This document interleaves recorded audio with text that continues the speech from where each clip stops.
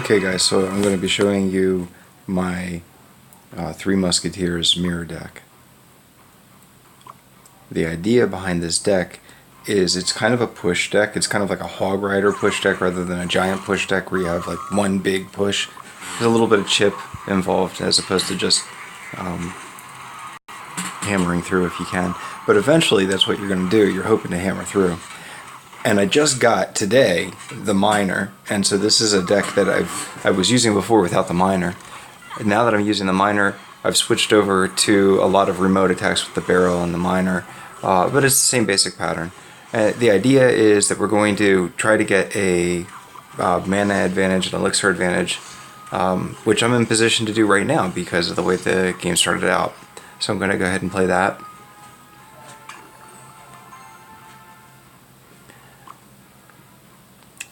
And so far I have not seen a fireball from him, and I have seen a poison from him, so that's one of the reasons why I like to play the musketeers early, right up at the front. Like you saw, it splits. One goes off one way and two goes off the other, because it tends to force people to act immediately and with some decent strength. If you see a good way to react against that, if you're playing against it, is with the Valkyrie. If you see the Valkyrie come down, she'll tear through even three of them. She'll take them out with her, but she'll take two of them. And so he's got the princess. This is another thing that I really like to do. This is the reason, this is the foundation kind of behind this deck. You mirror, and it's bad to do that in a poison deck, to drop them all in one place like that whenever you know that he doesn't have the poison, hasn't played the poison recently. But in that case, because it would allow me to take the tower, I thought it was worth it. And I figured he could follow up and try to defend. It was a good way to ensure that I shut him down. So now I'm switching over to the other, and this is what I tend to do. I want to vacillate back and forth between different styles of attack. I'm switching to the other mode of attack. And now, unfortunately, having done that, I'm unprepared for his response. And he kicks my butt a bit here. However, I'm now at my cycle to drop another double on the Three Musketeers, so it's a 5 Musketeer time.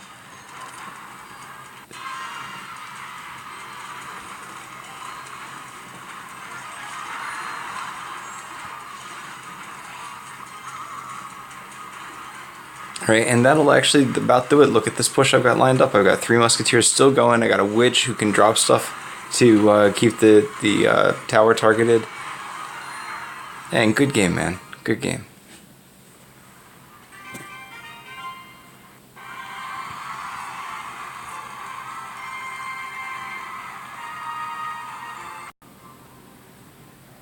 Now this time we're going to take a look at it against another major deck that you tend to see are starting to gain popularity again. If they have the Lava Hound with the new, what is that thing called? The new one? The one he's got at level 6 there. We'll watch that.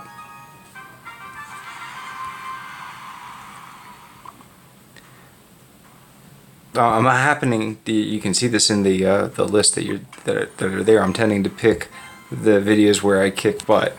However, I'm also trying to select ones where I'm playing against decks that have a purpose, you know, that you have some familiarity. The previous one maybe not so much, the first in the series here, but this second one is a major deck that you're going to start to see at least in the Arena 8, Arena 7 range, maybe even earlier.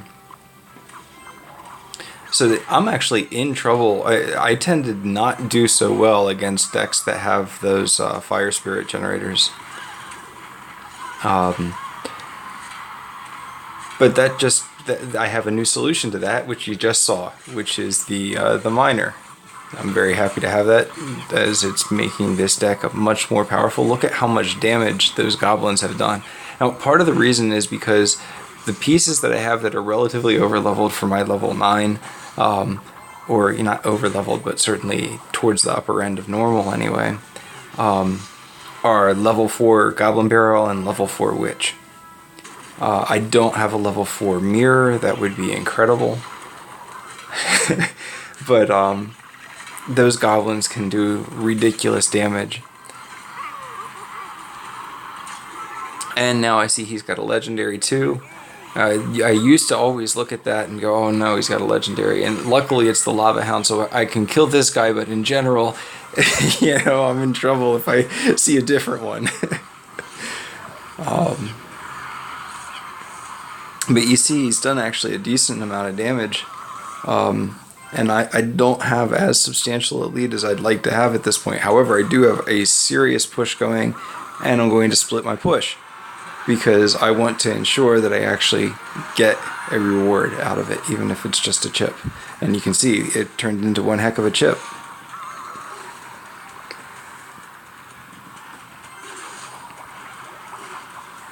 That was actually his fault. He played the witch on the mid side to set up an attack. He was figuring it's not going to be that important to respond to those goblins, and that is the advantage of having a fully leveled rare.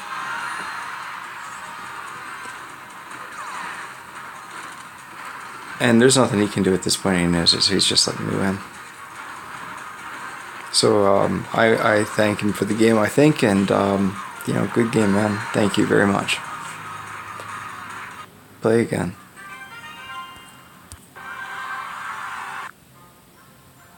Okay, so the final one in the series that I'm thinking that I really need to show, at least the most common deck, the deck that everybody talks about right now, would be a giant poison deck. And unfortunately at my level they're a little bit less common, but I can show, look at that, I think I had three legendaries on that one. They're a little bit uncommon to see the giant with the poison, but the giant behind some sort of a burst damage like mage or mage and witch is more common in the arenas 7 and 8, and we can watch one of these. Alright, so I've got a elixir pump I'm ready to put out, but I don't want to put it out right away. I'm hoping to at least wait until I can cast other spells in defense. So I'm actually waiting a little bit longer than I normally do. He played his, so that definitely tempted me. I guess I was just trying to wait him out. And since he played his, I am tempted to play my mirror of it to produce a mana advantage. I'm glad that I waited.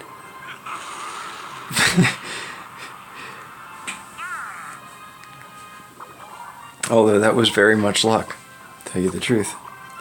So now I'm ready to go in, and I see him play his giant, so I'm thrilled because I know I have time to do this attack.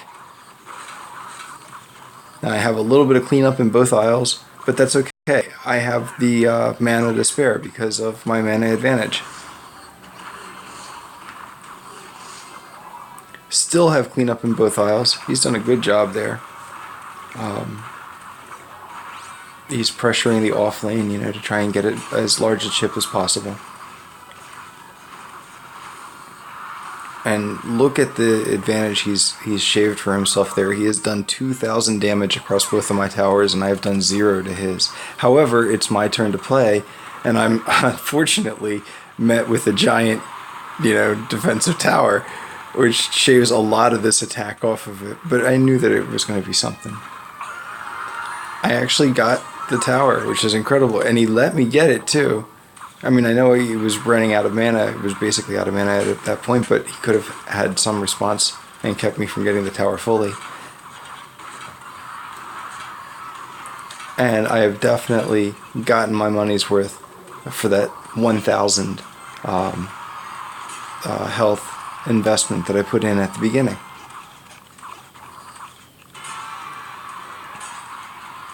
Because I'm now approximately 1,200 health up, but I'm still playing mana, which is kind of maybe a mistake, but it's my thought to do it that way.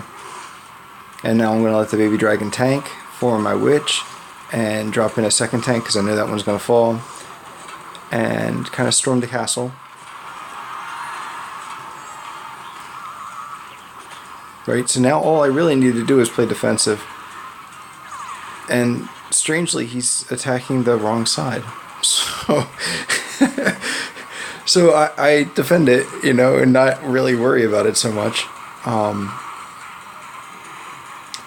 not even saving as much mana as I ought to. But good game, man. I'm glad he took that. I think, especially in these lower ranks, it's good whenever people actually manage to get a tower. Like, all I need is my win.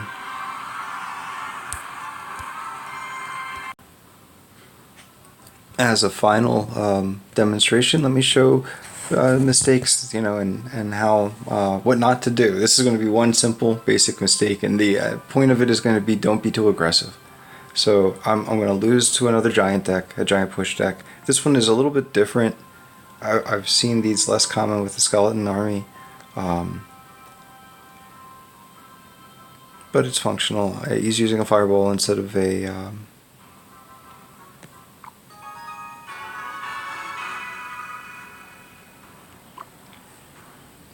so I'm going to start off playing a mana battery. Good job. Now I need to wait for him to attack and to defend against it, because I've invested mana now to get mana later in larger amounts and to back my 3 musketeers whenever I do a 3 musketeers push. That's going to happen in about a minute if I'm patient. However, his push is so trivial that it inspires me to split push him, which was a stupid mistake, because now I'm coming in hard. Just because I came in too hard at the defense, I expected him to put in more and he didn't. I came in too hard, and now I got a split push that I'm trying to convert into something meaningful, and I kind of got I got 1,500 points out of it, but look at this push I got to deal with now. I have no mana to do it. Alright, so he's just going to burn right through. So the moral of the story is don't be too greedy.